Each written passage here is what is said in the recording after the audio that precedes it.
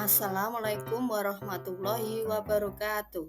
Saya Retno Wulandari, calon guru penggerak Angkatan 7 Kabupaten Boyolali.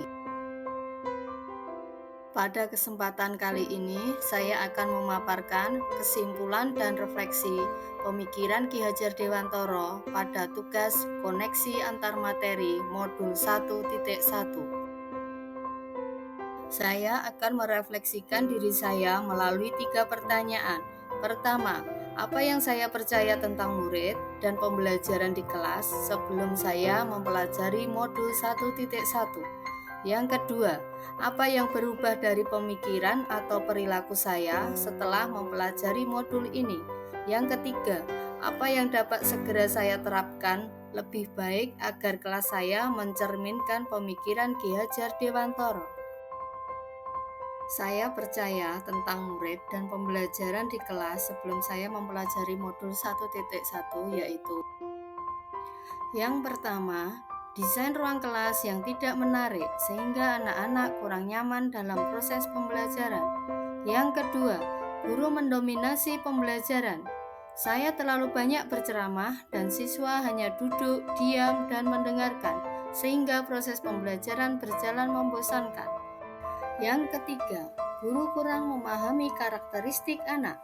Saya cenderung menyamaratakan kemampuan anak dengan melakukan pembelajaran yang sesuai dengan zona nyaman saya, tanpa memperhatikan perbedaan anak.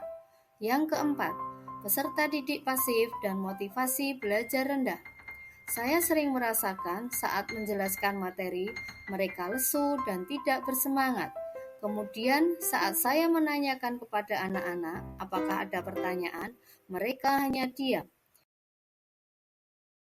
Berikut adalah gambaran bagaimana suasana kelas saya sebelum saya mempelajari modul 1.1.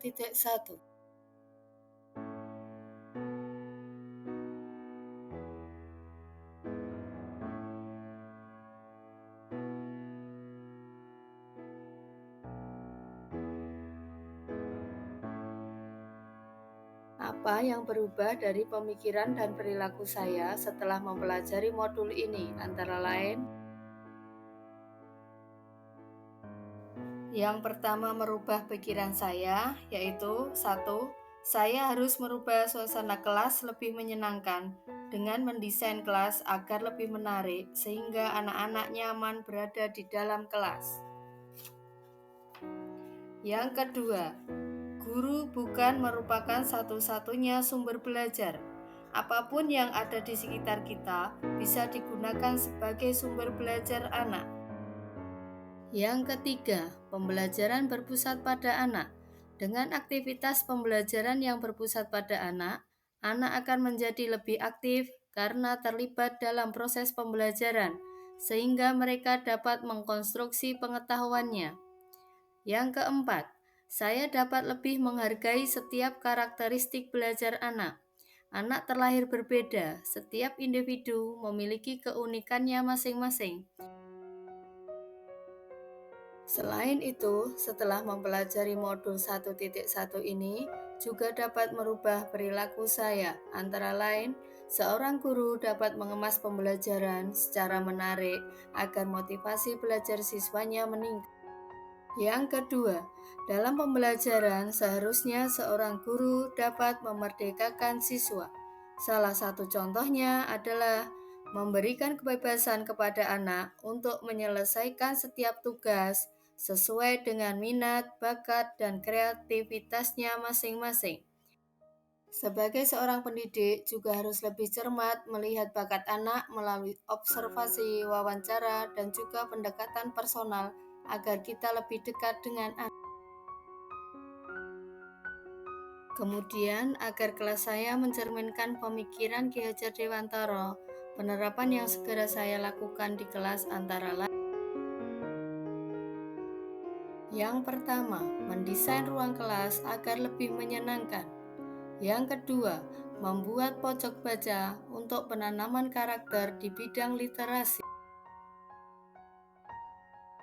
Yang ketiga, merancang pembelajaran yang interaktif dan menyenangkan.